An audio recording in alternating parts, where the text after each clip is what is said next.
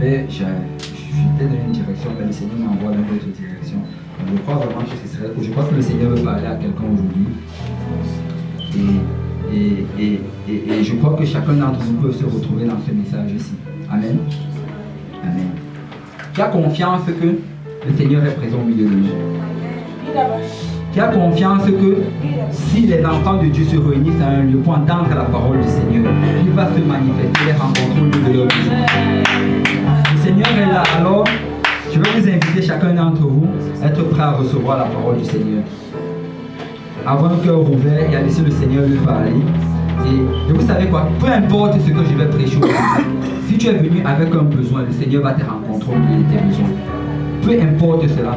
Parce que le Seigneur est réellement capable de faire un ministère à chacun d'entre nous ici individuellement. Amen. Amen. Alors on va aller vers le Seigneur d'abord en prière. Seigneur Dieu Tout-Puissant, merci Seigneur. Encore une fois, Papa, pour ta présence au milieu de nous. Cette présence que nous pouvons ressentir, Papa. Merci mon Dieu, mon roi. Pour Seigneur, l'assemblée, Seigneur, des gens qui sont ici, Seigneur, pour te louer et pour t'adorer, Papa. Merci pour cette joie et cette paix qu'on peut ressentir, Seigneur, en ce lieu, Papa. Seigneur, maintenant que nous allons rentrer dans ta parole, Seigneur, ouvre-moi, Papa, afin que je puisse apporter cette parole, Seigneur, telle que tu la donnes, que je sois juste un vase, Papa, que tu utilises, mon Dieu, mon roi, pour parler, Seigneur, à ton peuple, Seigneur. Je te prie, Seigneur, afin que chacun d'entre nous ici, Seigneur, ait un cœur ouvert, Seigneur, vienne à toi comme un petit enfant, Papa, pour recevoir, Seigneur, ta parole, Seigneur. Et que, Seigneur, cette parole, Seigneur, qu'on ne soit pas juste ceux qui écoutent la parole, Papa, mais qu'on soit aussi ceux, Seigneur, qui la mettent en pratique, Papa, afin, Seigneur, de pouvoir produire ces fruits qui vont nous mener, Seigneur, jusqu'à la vie éternelle, Papa. C'est avec action de grâce, Seigneur, que nous t'avons prié. Au nom de Jésus. Que tout le monde dise au nom de Jésus. Au nom de Jésus. Battez vos mains pour le Seigneur.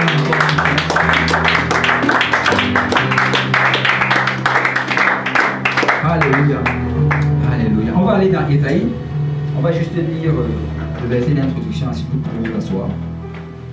Ésaïe chapitre 27.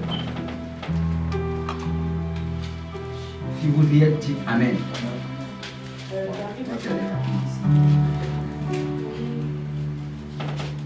vous y êtes, pas dites j'arrive. Ok. Ésaïe chapitre 27. On va lire deux versets d'écriture. Verset 2 et verset 3. On va le lire tous ensemble. En ce jour-là, chantez un cantique sur la vie. Moi, l'Éternel, j'en suis le gardien. Je l'arrose à chaque instant, de peur qu'on ne l'attaque. Nuit et jour, je la garde. Alléluia. Amen. Si on peut tous s'asseoir dans la présence du Seigneur.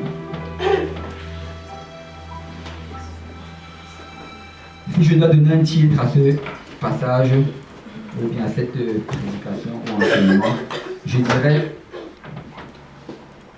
le gardien de la vie. Le gardien de la vie. Et avant de commencer, je vais d'abord attirer vos attentions sur un fait. Tout à travers la parole de Dieu. Quand on parle de la vie, le Seigneur est en train de faire référence à la nation juive. Amen. Donc il faisait référence à la nation juive. Et si tu veux vraiment comprendre les prophéties dans la parole de Dieu, quand tu commences à la lire et que tu vois on est en train de parler de la vigne, on dit que la vigne va faire ceci, la vigne va faire cela, autant où la vigne va croître, ou bien autant où la vigne va produire du fruit, tu peux en fait regarder cela et remplacer ça par la nation d'Israël et pouvoir voir un peu le parallèle par rapport à cela. Amen. Amen. Et la nation d'Israël, en fait, c'est le peuple, c'est le premier peuple que l'Éternel s'est choisi. Il s'est choisi ce peuple-là au départ et on le voit dans Genèse chapitre 12.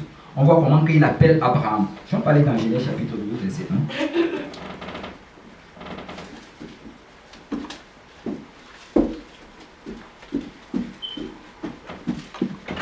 Ça, c'est l'appel d'Abraham. Le Seigneur est en train d'appeler. Et avant cela, le Seigneur ne dealait pas encore avec les Juifs. Avant cela, le Seigneur, il a créé le ciel et la terre. Il dealait avec les hommes, mais les hommes se sont éloignés de lui. Et il a regardé sur la face de la terre, les gens ne le servaient pas. Alors il a regardé, il a vu cet homme-là, Abraham. Et Abraham vivait au milieu d'un peuple idolâtre. Dans le livre de Josué, on nous dit que le père d'Abraham adorait les idoles. Il vivait au milieu d'un peuple idolâtre, mais malgré cela, le Seigneur l'a regardé et le Seigneur l'a aimé. Et le Seigneur a décidé de l'appeler pour qu'il serve le seul et l'unique vrai Dieu. Amen. Et ça aussi, c'est notre situation aujourd'hui. Nous, avant, on ne servait pas le Seigneur. Amen. Avant, on vivait comme des idolâtres. On avait plusieurs idoles. Je sais que la plupart d'entre vous, peut-être, n'adoraient pas des idoles faites en statue, comme on le dit dans la parole de Dieu, mais chacun d'entre nous avait une certaine idole. Et bon, je dis certains d'entre vous parce que peut-être il y en a même aujourd'hui qui le font encore dehors. Et même à Montréal, si je vous le dis qu'il y a des gens qui le font, en fait, l'autre jour, je visitais un appartement. J'étais allé pour visiter, je cherchais un appartement parce que je vais déménager bientôt. Amen.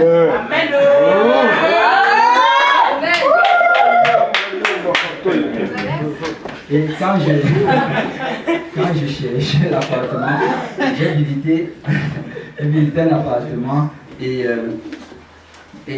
bon, en fait, on m'a dit que c'était des Québécois qui habitaient là, 2 jeunes Québécois. Et quand on visitait l'appartement, on arrive, on va nous montrer la chambre et on regarde la chambre. Et dans la chambre, en fait, il y avait un bâton. C'était à côté au mur, il y avait un bâton. Et sur le bâton, il y avait un crâne qui était collé sur le bâton. Et c'était en forme miniature, ça va à peu près cette taille ici. C'est-à-dire le crâne d'une personne. Je ne sais pas, peut-être c'était en argile, mais c'était vraiment très très bien fait comme le crâne d'une personne. Et là, sur ce crâne-là, il y avait des cheveux blancs qui étaient collés. C'était juste à côté du lit de quelqu'un. Donc, quand je dis qu'on adorait peut-être pas tous des idoles faites de main d'homme, il y a encore des gens qui le font aujourd'hui. Je ne sais pas si cette personne adore avec son lit, mais anyway. Donc, donc c'était vraiment bizarre. Bon. Mais nous, on n'adorait pas peut-être ce genre d'idole-là. Nous, on avait plusieurs types d'idoles. On avait, certains d'entre nous, c'était le sport. D'autres d'entre nous, c'était faire du shopping. Il y a des gens qui, le shopping, c'était devenu une idolâtrie pour eux. Tu leur demandes de venir à l'église. Oh non, dimanche, je dois faire le shopping. Parce que lundi, je dois travailler. Et en fait, le travail en même temps, ça devenait aussi l'idole. On avait tout genre d'idoles en fait. On mettait tout deux. Parce qu'une idole, c'est quoi? C'est tout ce que tu mets devant Dieu. Amen. Donc chacun d'entre nous, on avait des idoles. Et Abraham, il vivait au milieu d'un peuple idolâtre. Mais malgré cela, le Seigneur est venu le chercher là-bas. De la même manière qu'il est venu nous chercher. Et on dit dans Genèse chapitre 12, verset 1. L'Éternel dit à Abraham: va-t'en de ton pays, de ta patrie, de la maison de ton père, dans le pays que je te montrerai. Et c'est comme ça que le Seigneur va nous appeler. Il t'appelle juste de nulle part. Il te dit que viens, quitte tout ce que tu es en train de faire, va, je vais te montrer le pays où tu vas partir. Je veux dire, ça prend beaucoup de foi pour faire ça. Amen. Ça prend beaucoup de foi. Et si vous êtes aujourd'hui ici, c'est parce que vous avez la foi. C'est parce que vous avez la foi. Quand vous êtes venu à Dieu, vous ne savez pas où vous alliez, mais le Seigneur vous demandait de quitter la maison de votre Père. Quand je parle de quitter la maison de votre Père, je parle des coutumes et des traditions et de toutes ces choses-là qu'on fait. Je sais que certains d'entre nous, peut-être c'était le vaudou, d'autres c'était des cultes de crâne. Il y a tout genre de doctrines diaboliques. Laissez-moi vous dire que c'est diabolique en effet. C'est une doctrine diabolique dont la plupart d'entre nous, dans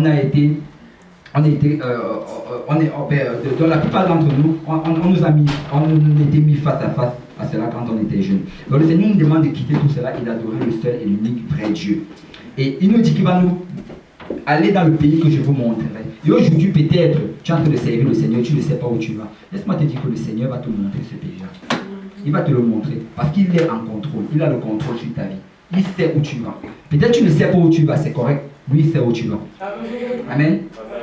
Amen. Et souvent, peut-être, ça va arriver que tu vas servir le Seigneur. Tu ne sais même pas vraiment si tu es en train de bien le servir ou bien si tu es en train de mal le servir. Tu ne sais pas si tu es vraiment dans sa volonté. Mais laisse-moi te dire que le Seigneur sait exactement où tu es. Et si tu as un cœur de serviteur, le Seigneur va t'amener où tu dois être. Donc, que tu te ressentes dans tes sentiments bien en servant le Seigneur, ou bien que tu te ressentes mal, si tu es en train de suivre la parole de Dieu, laisse-moi te dire que tu es sur la bonne voie. Tu es sur la bonne voie. À un certain moment, le Seigneur va t'amener à l'endroit où il veut t'amener. Verset 2. Je ferai de toi une grande nation, je bénirai, et je te bénirai. Je rendrai ton nom grand et tu seras une source de bénédiction. Quand le Seigneur t'appelle, c'est ça qu'il va faire. Il te donne des promesses. Il te donne des promesses. Je ne sais pas s'il y a des gens qui ont déjà reçu des promesses de l'Éternel ici. Que tu as déjà lu la parole de Dieu et c'est comme si le verset sortait littéralement et ça rentrait en toi. Tu dis que ça c'est la parole de Dieu pour moi. ou bien un prédicateur a prêché, et tu as entendu une parole, tu as dit ça c'est la parole. C'est comme ça que le Seigneur va faire ses promesses. À certains, il va le faire dans des songes. À certains, il va le faire par la prédication, par la lecture de la parole de Dieu. Mais le Seigneur, quand il t'appelle à lui, il va te faire beaucoup de promesses. Beaucoup de promesses. Mais il faut toujours t'assurer parce que le Seigneur va te faire des promesses. Le diable va aussi essayer de te faire des promesses. C'est pour ça qu'il faut connaître la parole de Dieu. Il faut lire la parole de Dieu pour discerner c'est quoi les promesses de Dieu, c'est quoi les promesses du diable. Amen. Donc si un jour, dans ton rêve, tu as un songe, et que tu vois un ange venir te dire qu'il te promet que tu vas marier la femme d'une autre personne qui est déjà mariée, c'est à toi-même de discerner qui est cette promesse. Amen. Donc c'est un exemple un peu extrême, mais c'est un peu pour vous faire voir qu'il faut vraiment discerner qu'est-ce qui vient de Dieu, qu'est-ce qui vient du diable. Parce que même le diable peut te parler dans tes rêves. Je bénirai ceux qui te béniront, je maudirai ceux qui te maudiront, et toutes les familles de la terre seront bénies par toi. C'est ici que je voulais arriver. Le Seigneur, quand il a appelé Abraham, Abraham c'est le père, c'est le grand-père d'Israël, d'Isaac. Donc, c'est le grand-père de la nation juive. Ouais. Donc, quand le Seigneur appelait Abraham, quand il appelait la nation juive, il lui a dit dès le départ que je vais bénir tous ceux qui te béniront et je maudirai ceux qui te maudiront et toutes les familles de la terre. Il a dit dès le départ que toutes les familles de la terre seront bénies en lui. Donc, au départ, quand le Seigneur est venu, ce n'était pas uniquement pour sauver les Juifs. Il est venu pour sauver le monde entier. Il est venu pour sauver tout le monde parce que nous sommes tous ses enfants. Nous sommes tous blancs, noirs, juifs, grecs. Tous nous sommes ses enfants. Amen. Donc, au départ, c'était ça son plan, sauver l'humanité. Mais en ce moment-là, il a vu une seule personne qui avait assez de foi pour quitter la maison de son père. Et c'est comme cela qu'il a travaillé avec lui. Amen. Je prends souvent cet exemple parce qu'une fois, j'ai enseigné une étude biblique à quelqu'un et la personne, je crois qu'il est plus dans les il croit plus au Rastafari, à ce genre de choses. Et il dit que Jésus est noir et que je ne sais pas d'où il vient avec ça, parce que tu regardes tous les juifs, tu ne vois pas de noirs parmi eux. Il dit que Jésus est noir, et que même Moïse, d'ailleurs, que Moïse était noir, que d'ailleurs, que le peuple, les noirs, ils ont trop souffert avec l'esclavage, donc on est déjà sauvés. Bon. Donc, il me racontait tout ce genre de choses-là, et il m'a dit que pourquoi est-ce qu'on doit suivre ces gens-là qui disent que c'est Abraham qui était appelé, que pourquoi c'est un blanc qui était allé appeler, qu'on est allé appeler, que pourquoi ce n'est pas un noir. Et moi, je crois fermement que le Seigneur, parce que la Bible dit que Dieu ne fait exception de personne. Donc le Seigneur a regardé sur la face de la terre, il a vu la personne qui était disponible à abandonner toutes ces choses-là pour le servir. Parce qu'Abraham vivait dans un lieu, c'était une grande ville. Et ses parents étaient riches, lui aussi il était riche. Il était dans un lieu confortable, il avait déjà passé l'âge de la retraite, il était riche, il vivait là avec sa femme. Ce n'était pas quelque chose de facile pour lui d'abandonner tout cela et de sortir de là pour aller d'un endroit qu'il ne connaissait pas. Donc, qui sait si le grand-père de mon ami là, si Dieu ne l'a pas appelé, il a refusé de partir. On a dit, peut-être avec quelqu'un même en Afrique que le Seigneur a appelé, mais il a regardé tous ses biens, il a regardé sa plantation, il n'a pas voulu partir. Ça c'est juste un exemple. Mais je vais dire par là que le Seigneur ne fait exception de personne. Et il a appelé Abraham parce qu'Abraham était disponible à abandonner tout cela. Et le Seigneur vous a appelé aujourd'hui. Et si vous êtes disponible à abandonner tout cela, le Seigneur va travailler avec vous. Amen. Amen. Amen. Donc Abraham était disponible, mais malgré cela, le plan du Seigneur c'était de sauver toute l'humanité. Il voulait sauver toute l'humanité. Donc quand on est en train de parler d'Abraham ici, et quand on parle de la nation juive, il faut réaliser que c'était le plan de l'Éternel pour toute l'humanité au départ. Mais il a d'abord travaillé avec les Juifs. Et quand tu regardes dans tout l'Ancien Testament, comment est-ce qu'il travaille avec les Juifs, la Bible dit que l'Ancien Testament, c'est l'ombre des choses à venir.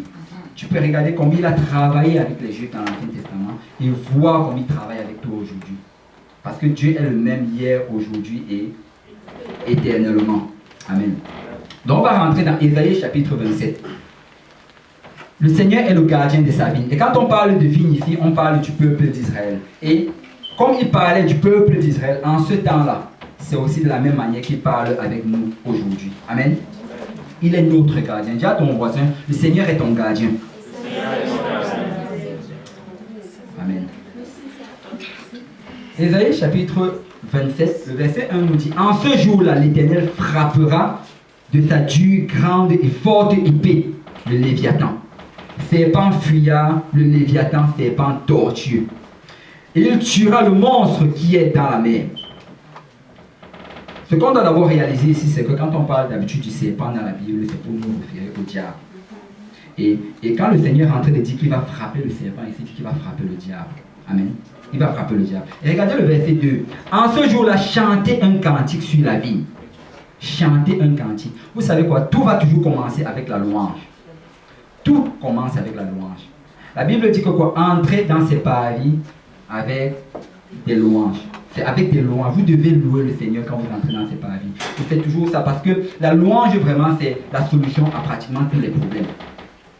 Amen. Tu peux sortir de n'importe quelle situation avec la louange. Dans le psaume chapitre 34, on nous parle de David. Je ne sais pas si tu peux aller dans le psaume chapitre 34. Non, bien sûr, verset 3. Est-ce que ce n'est pas 34, verset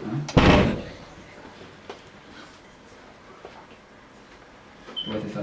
Donc, dans le psaume chapitre 34, la Bible nous dit de David lorsqu'il contrefit l'insensé en présence d'Abimelech et qu'il s'en alla chasser par lui. Vous savez quoi? Ça nous raconte une histoire où David, en fuyant Saul, il s'est retrouvé dans le camp de l'ennemi. Et qu'il s'est retrouvé dans le camp de l'ennemi, on est venu, on l'a attrapé et on l'a amené vers le roi. On a dit que ça, c'est celui qui avait tué Goliath. Et là, il était dans le camp de l'ennemi et il n'avait personne pour pouvoir le soutenir. Il se sentait encerclé. Alors la Bible nous dit que lorsqu'il contrefit l'insensé en présence d'Abimelech, et si vous allez lire ça dans le livre de Samuel, vous allez voir que qu'est-ce que David a fait dans cette situation-là. David a commencé à faire comme s'il était fou. Il a commencé à parler, faire comme si la barbe lui coulait dessus, à bouger comme un fou et tout. Et quand le roi a regardé cela, le roi a dit, mais pourquoi vous m'amenez ce fou-là devant moi? Chassez-le d'ici, amenez-le très loin. Et dès qu'on l'a amené loin, David s'est enfui. Mais je voudrais vous amener à quelque chose ici. Là. Quand on dit ici, lorsqu'il contrefit l'insensé en présence d'Abimelech, le mot insensé ici, si tu rentres dans la source de cela, si tu vas regarder en hébreu ce que ça signifie, tu vas voir que ça a la même racine que le mot louange. Ça a la même racine que le mot louange. Alors qu'est-ce que David a fait? Il était en train de faire comme s'il était fou en louant l'Éternel. Il a commencé à louer l'Éternel. On croyait qu'il était fou. Et c'est pour ça que quand vous louez souvent l'Éternel, les gens croient que vous êtes fou. Ce n'est pas aujourd'hui que ça a commencé. Amen. Avec David, ça avait déjà commencé. Lui, il était en train de louer l'Éternel, il se roulait, il tournait, il faisait comme s'il était fou. Et quand il faisait ça, les gens étaient en train de le regarder. Ça a confondu complètement l'ennemi. L'ennemi ne comprenait pas ce qui se passait. Pourquoi? Parce que quand tu loues l'Éternel, la présence du Seigneur descend. Quelle que soit la situation, si tu loues l'Éternel, le Seigneur va te rencontrer au milieu de cette situation-là. Amen. Quel que soit le problème, que tu sois triste, déprimé, tenté, n'importe quoi, loue l'Éternel.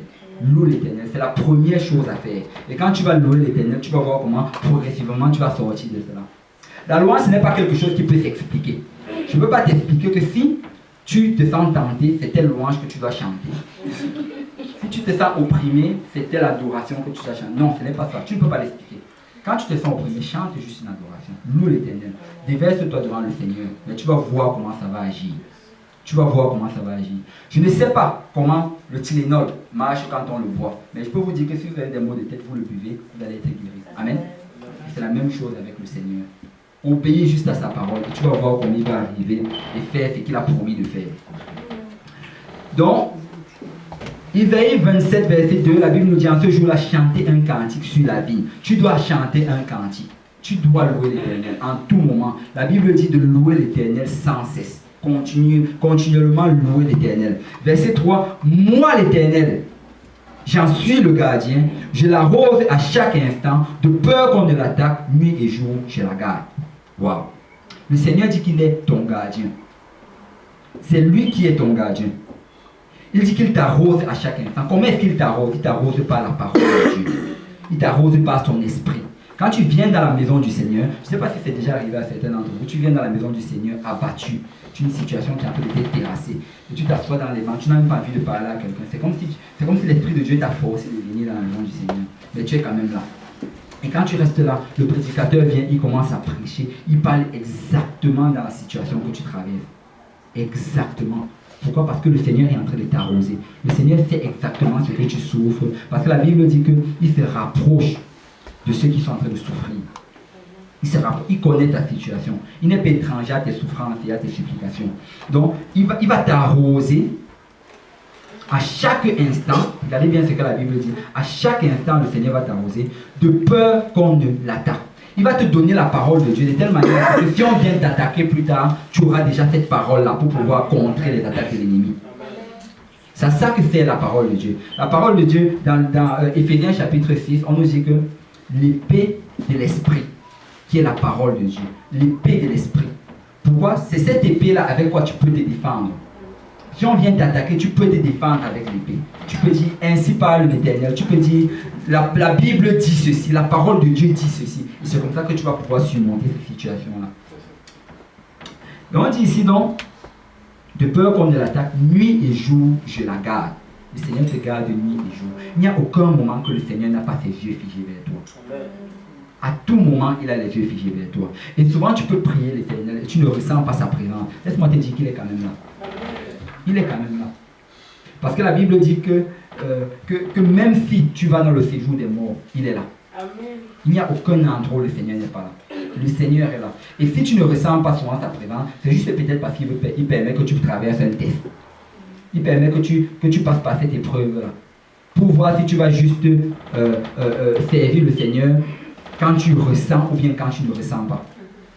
Parce que le Seigneur va toujours nous faire arriver dans cette test-là. Je ne sais pas si je partageais cela tout à l'heure à l'étude à Concordia. Et vous savez, quand vous venez de commencer à servir le Seigneur, quand vous priez, la prière est puissante.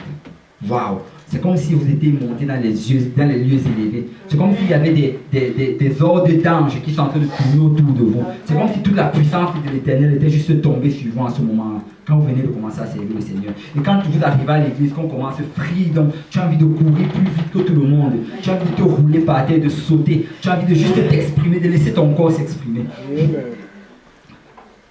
Mais après un certain moment dans le Seigneur, c'est comme si l'intensité commence à diminuer. C'est comme si quand tu pries, tu ne ressens plus cette même intensité-là. C'est comme si souvent tu peux te mettre à genoux, tu commences à battre les mains, tu bats les mains. Et tu attends que cette émotion-là qui venait avant vienne, mais rien ne vient. Tu bats, rien ne vient, rien ne va. Après tu dis que peut-être c'est qu'il faut que je lise la parole de Dieu. Tu t'arrêtes, tu lis, mais rien ne vient. Après tu mets même une chanson de louange, tu commences à écouter, mais rien ne vient. Et après, souvent certains d'entre nous ils arrêtent juste la prière. Et certains arrêtent comme ça pendant longtemps. Et certains se sentent même...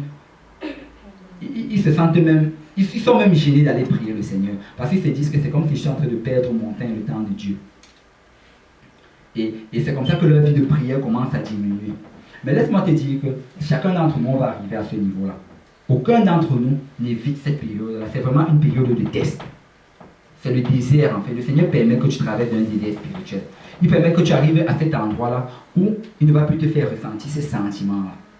Pourquoi? Parce qu'au départ, tu as marché avec les sentiments. Et tu peux vraiment faire le parallèle aussi avec la vie de couple. C'est qu'on peut appeler le frère à bout des démons. En fait,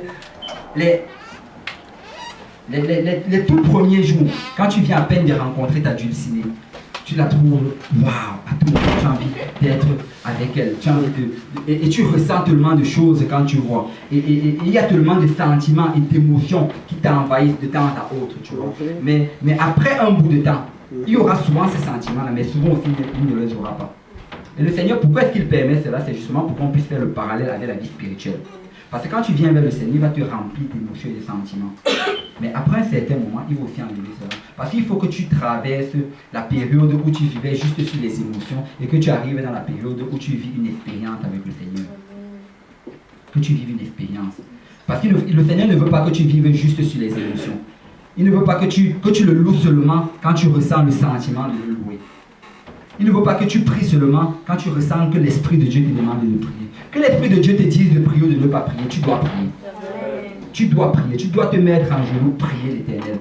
Tu dois te lever, louer l'Éternel. Même si tu commences à battre les mains et que tu ne ressens rien, continue à battre les mains. Continue à battre les mains.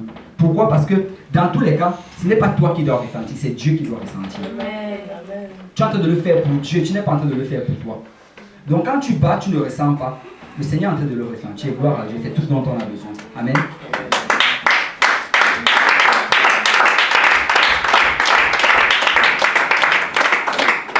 Pourquoi? Parce que toute la gloire doit lui revenir.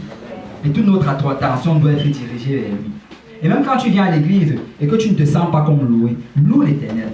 Pourquoi? Parce que souvent tu viens à l'église et tu es abattu et tu ne te sens même pas comme loué et tu restes juste là tombant. Souvent tu restes même assis et te lever même c'est un problème et tout ce genre d'émotions là te passe dans la tête. Et quand tu es en train de faire cela, tu es en train d'essayer d'attirer l'attention vers toi. Essaye plutôt d'envoyer cette attention-là vers Dieu. Commence à battre les mains, élève la voix, loue l'Éternel, afin qu'au lieu de te regarder, qu'on regarde plutôt vers Dieu. Parce que lui, c'est les dieux d'être humain. Lui, c'est les dieux d'être humain.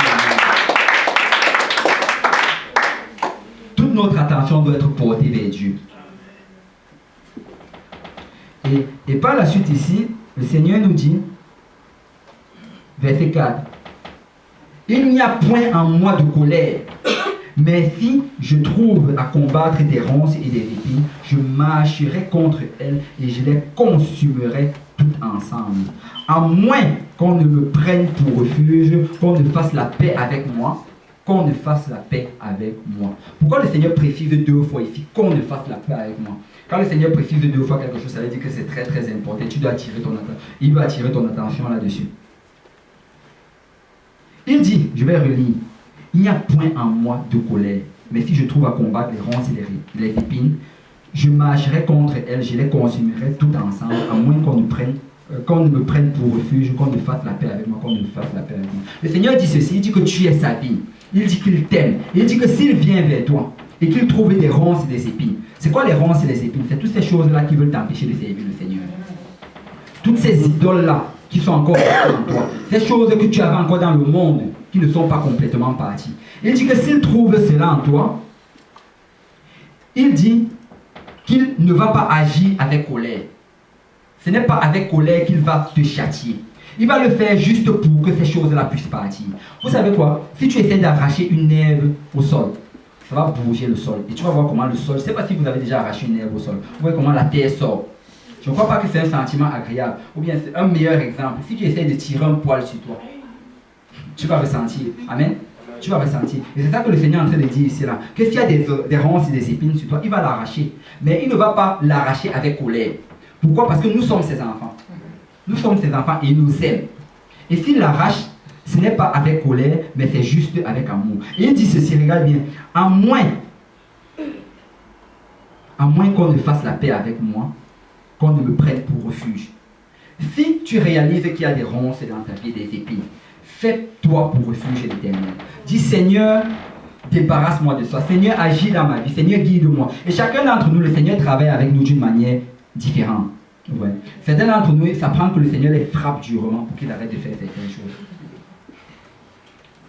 Certains d'entre nous, le Seigneur les parle avec douceur parce que c'est ça que ça prend. Mais il faut juste que tu dises à Dieu, Seigneur, fais ce que tu dois faire pour que je sois sauvé. Fais ce que tu dois faire pour que je sois sauvé. C'est juste ça que tu dois dire à Dieu. Et moi, je réalise vraiment par rapport à moi, je sais peut-être certains d'entre nous pourraient témoigner ici, là, comment le Seigneur travaille avec eux. Mais moi, je crois que le Seigneur travaille avec moi plus dans le sens, à un certain moment, il me le montre d'une manière directe, d'une manière claire. Et je me rappelle toujours, à un certain moment,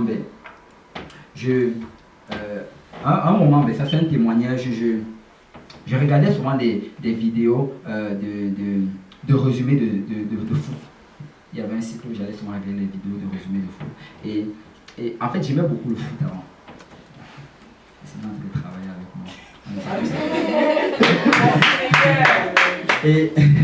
Et donc, avant, je regardais beaucoup les vidéos de foot. J'avais même sur mon téléphone un jeu de soccer, un jeu de foot. Je ne sais plus exactement, peut-être, c'était pas FIFA, mais c'était un jeu de foot. C'est que ça de quoi je parle. Premièrement, je jouais d'abord à ça. À un moment, j'ai réalisé que ça commençait à entraver ma voix avec le Seigneur. Pourquoi? C'est que ça diminuait mon temps de prière et souvent ça diminuait aussi mon temps de la lecture de la parole de Dieu. Alors le Seigneur m'avait parlé très clairement, il m'avait dit d'enlever cela. J'avais résisté pendant un moment et après le Seigneur m'a encore parlé très très clairement d'enlever cela. Et finalement j'avais enlevé. Et j'ai vu, quand tu obéis à la parole du Seigneur, il y a une grâce qui tombe sur toi. Et j'ai vraiment reçu une grâce et le Seigneur a agi d'une manière puissante dans ma vie. Et tout allait bien jusqu'à un certain moment. Plus tard, quand j'étais réallé sur mon ordinateur, j'ai updaté mon téléphone sur iTunes et le jeu est revenu. Et là, j'ai encore recommencé à jouer. L'ennemi. Et là, vous savez quoi, le diable va toujours s'assurer à ce que vous retrouvez ces démons-là, ou bien ces idoles-là qui étaient dans votre vie dans le passé. Il va trouver un moyen de les faire revenir d'un moment ou d'un autre. Alors j'ai recommencé à jouer, et après, en jouant là, je me suis dit que non, cette fois-ci là, je vais être prudent, je vais pas, parce que dans tous les cas, il n'y a pas de problème avec ça. Le seul problème, c'est juste que ça prenait le temps du Seigneur. Si par exemple, je sais pas, si en attendant un bus par exemple, ou bien un métro, je sais pas trop quoi, je joue ça pendant 10 minutes, c'est pas grave.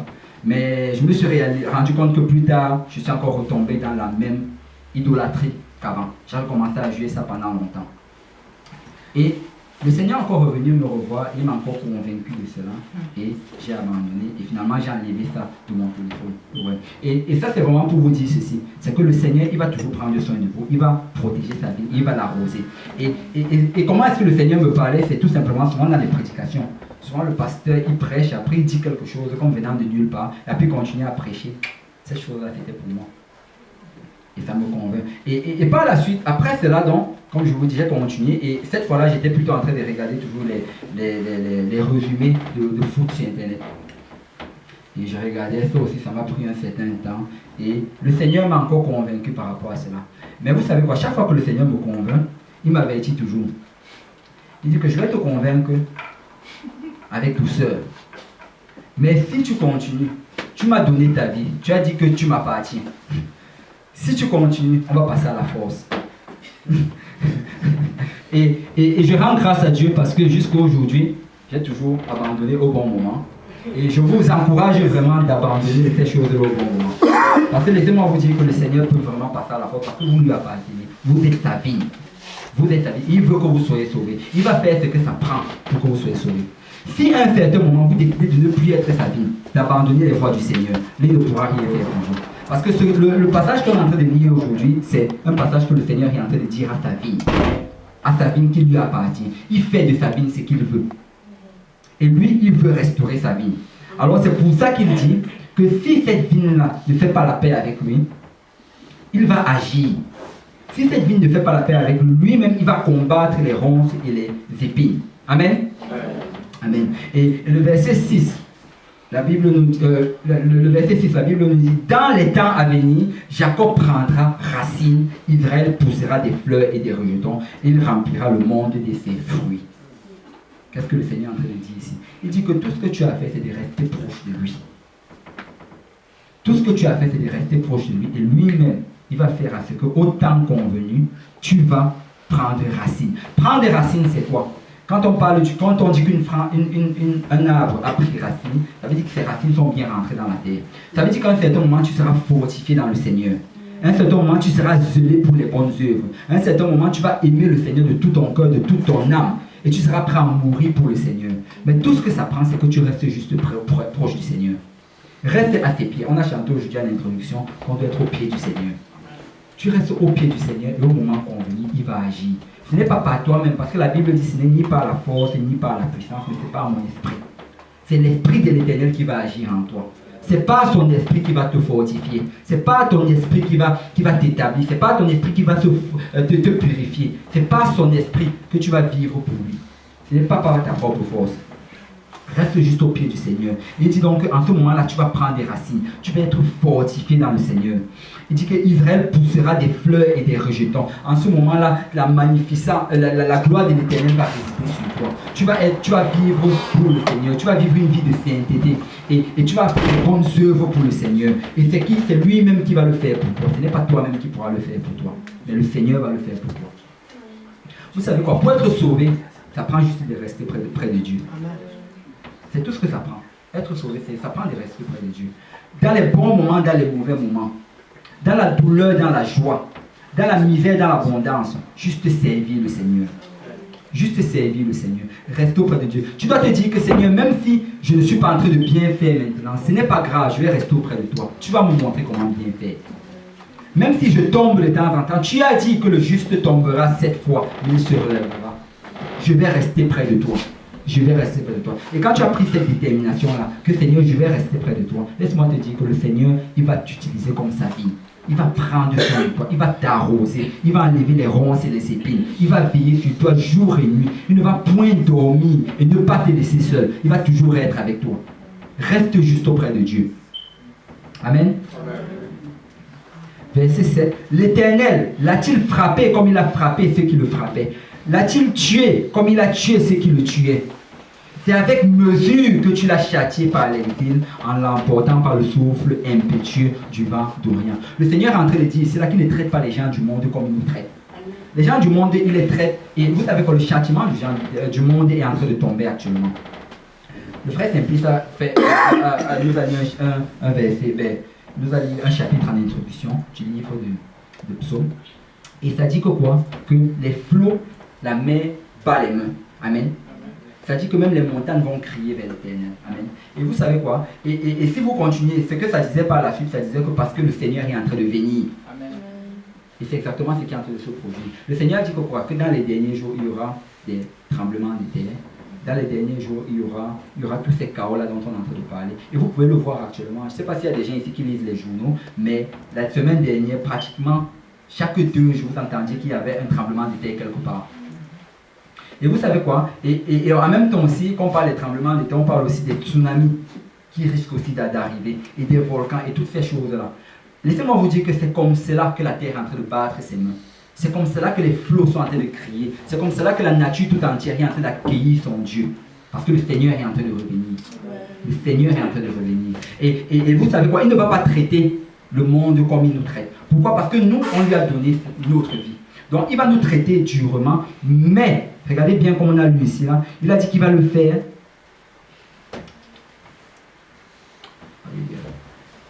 Il a dit qu'il va le faire avec mesure. Verset 8. C'est avec mesure que tu l'as châtié par l'exil. Le Seigneur, il va permettre que tu traverses une certaine épreuve, mais la Bible nous dit qu'aucune tentation qui nous est survenue n'est au-delà de nos forces. Il va permettre que tu traverses certaines épreuves, mais ce ne sera jamais au-delà de ta force. Cette épreuve-là, c'est pour te purifier. Qu'est-ce qui s'était passé avec le peuple d'Israël? Le peuple d'Israël, en ce moment, était rebelle et ils étaient idolâtres. Alors, Isaïe est en train de parler à un peuple qui avait abandonné son Dieu.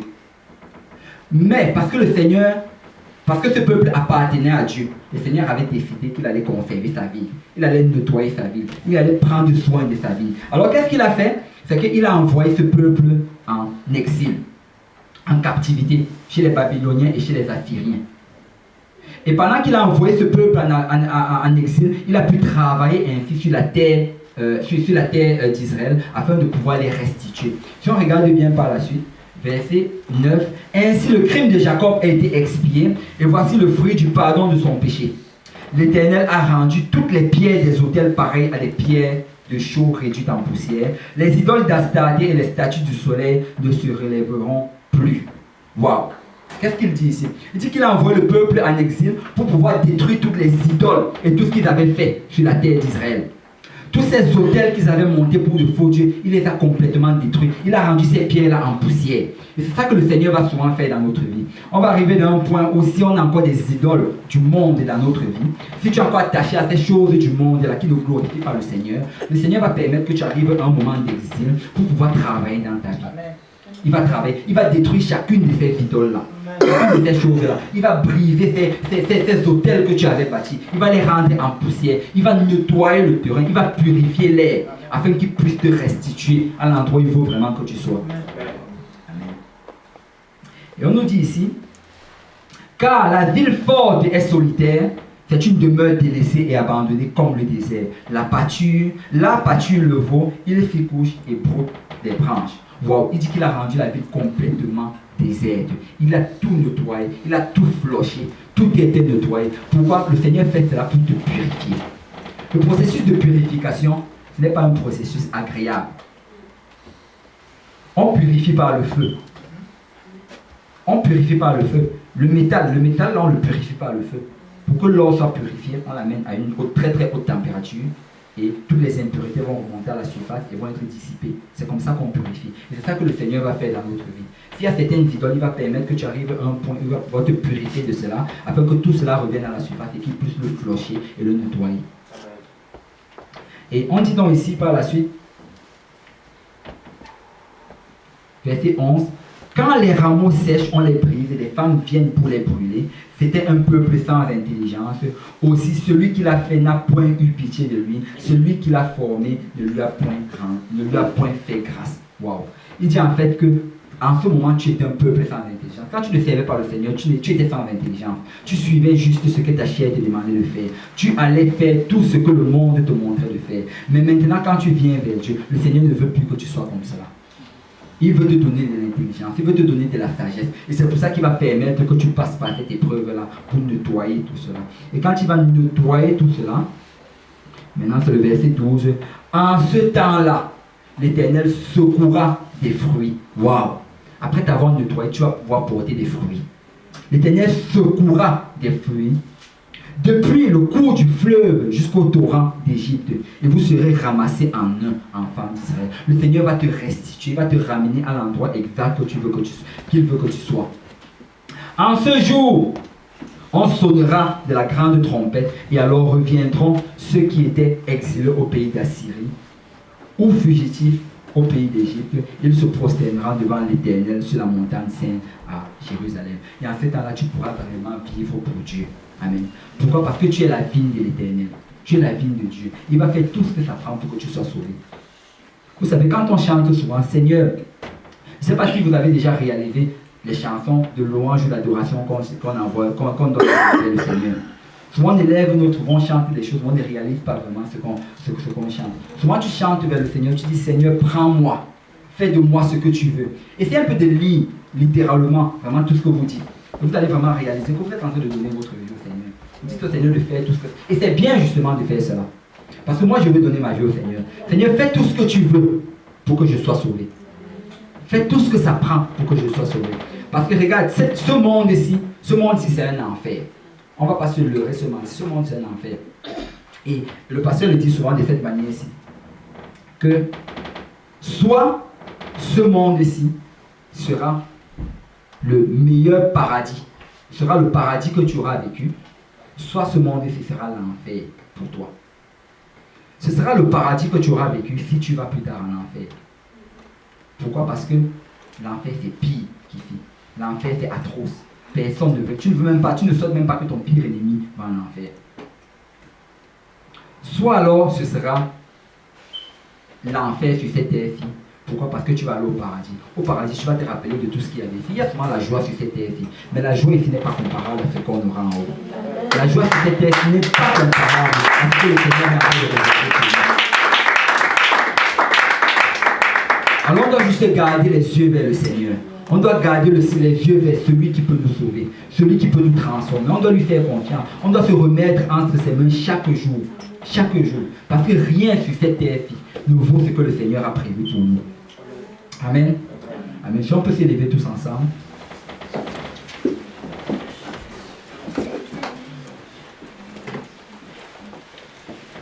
Alléluia. Le Seigneur est fidèle. Il va toujours accomplir sa promesse envers nous. Il va accomplir. C'est lui notre refuge, c'est lui qui prend soin de nous. Et je me sens vraiment qu'on finisse, et qu'on aille dans le psaume, chapitre 34, on va finir avec ça aujourd'hui.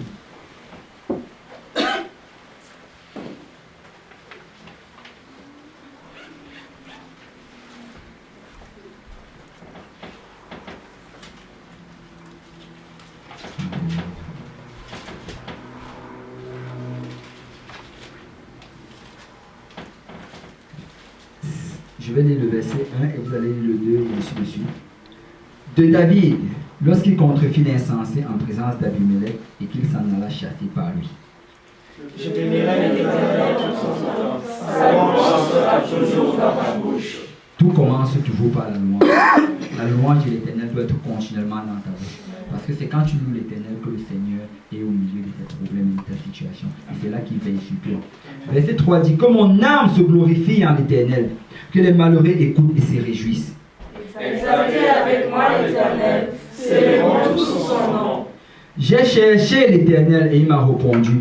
Il m'a délivré de toutes mes frayeurs. Le Seigneur va prendre soin de toutes tes frayeurs. Tu n'as même pas besoin de te soucier. Tout ce que tu as fait, c'est de rester proche de lui. Il va faire cela, il va faire la chose. Vous pouvez lire la suite. Quand on tourne vers lui les regards, on est rayonnant de joie. et le visage ne se couvre pas de honte. Amen. Tu n'auras pas honte si tu tournes tes regards vers l'Éternel. Tu vas juste être rayonnant de joie, plein de joie. Pourquoi? Parce que le Seigneur, il va prendre soin de chacune de tes choses. Il va te réconforter. Et le prochain verset dit, quand un malheureux crie, l'Éternel entend et il le sauve de toutes ses détresses. Donc l'Éternel campe autour de ceux qui le craignent et il les arrache au danger. Sentez et voyez combien l'Éternel est bon. Heureux l'homme qui cherche en lui son refuge. Craignez l'Éternel, vous ses saints, car rien ne manque à ceux qui le craignent. Les lionceaux éprouvent la disette et la faim, mais ceux qui cherchent l'Éternel ne sont privés d'aucun bien. Venez mes fils, écoutez-moi, je vous enseignerai la crainte de l'Éternel. Quel est l'homme qui aime la vie, qui désire la prolonger pour jouir du bonheur? Préserve ta langue du mal et délaisse des paroles trompeuses. Éloigne-toi du mal et fais le bien, recherche et poursuis la paix. Les yeux de l'Éternel sont sur les justes et ses oreilles sont attentives à leurs cris. Les yeux de l'Éternel sont sur les justes et ses oreilles sont attentives à leurs cris. Le Seigneur a ses yeux rivés sur vous aujourd'hui. Le Seigneur a ses oreilles il est prêt à vous entendre.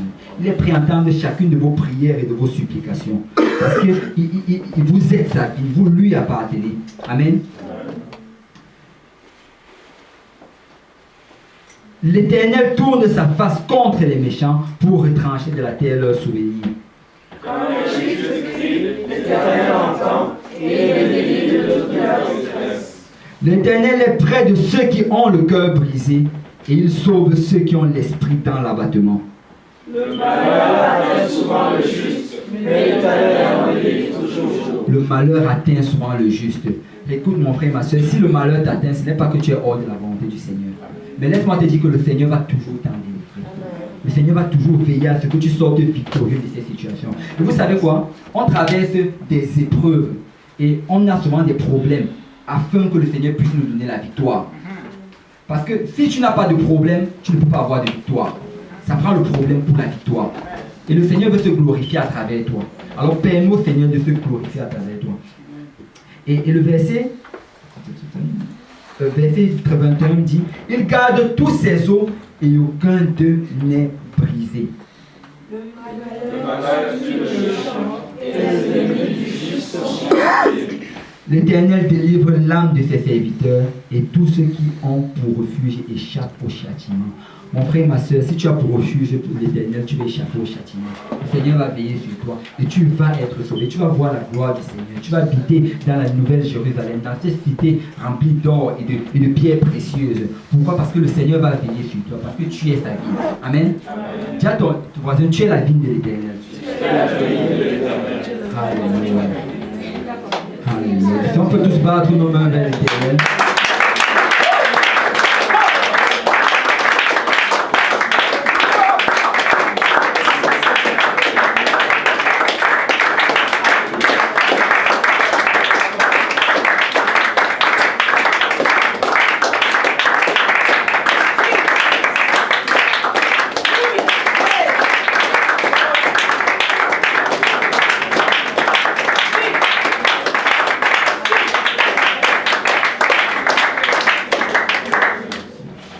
Alléluia. Si on peut, on va un peu s'avancer, on va prendre quelques minutes pour prier.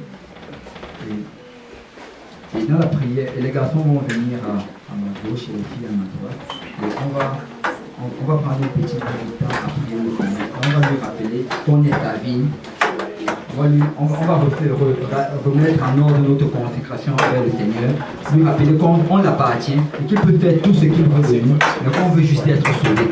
Qu'il nous utilise selon sa volonté. Qu'il ne nous donne pas ce qu'on lui demande, mais qu'il nous donne ce qui est bon pour nous, ce dont on a besoin pour notre salut. Amen.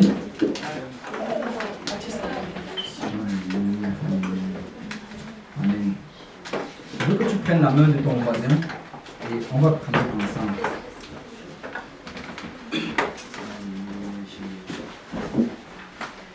Prions tous ensemble. Seigneur Dieu puissant, merci Seigneur pour ta présence.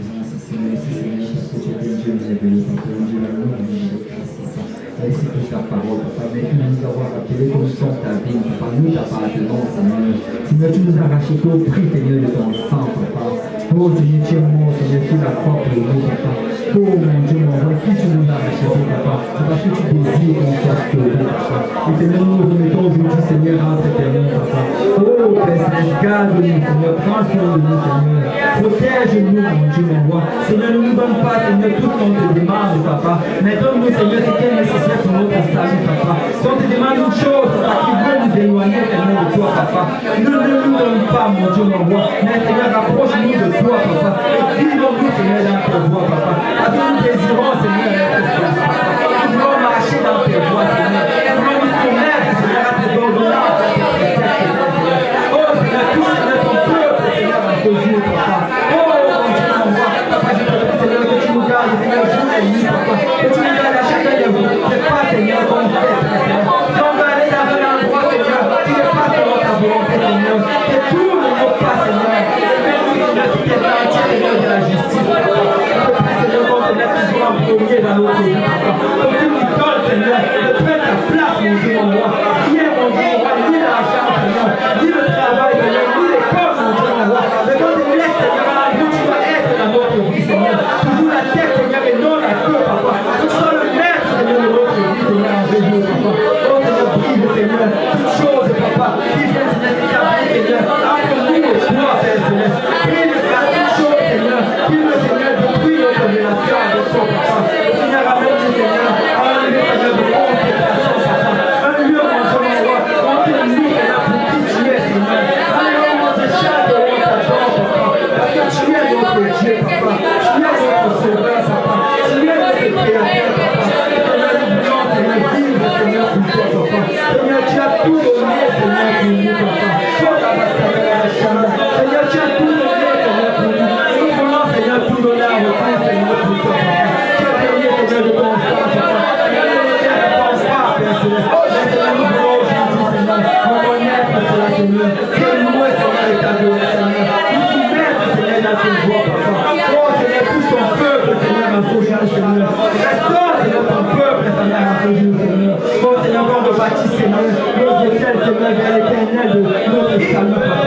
Quand on rebâtit, Seigneur, notre relation, Seigneur, avec toi, papa.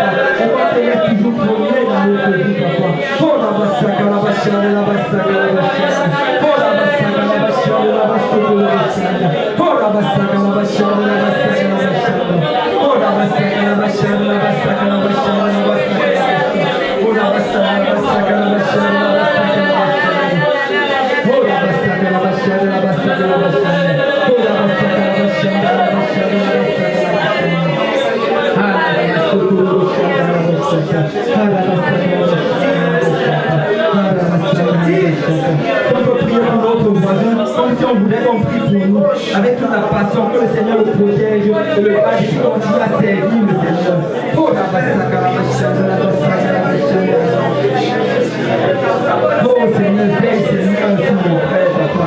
Seigneur, veille, Seigneur, sur ma soeur, mon Dieu. Oh, Seigneur, quelles que soient les tentations de ce monde, papa.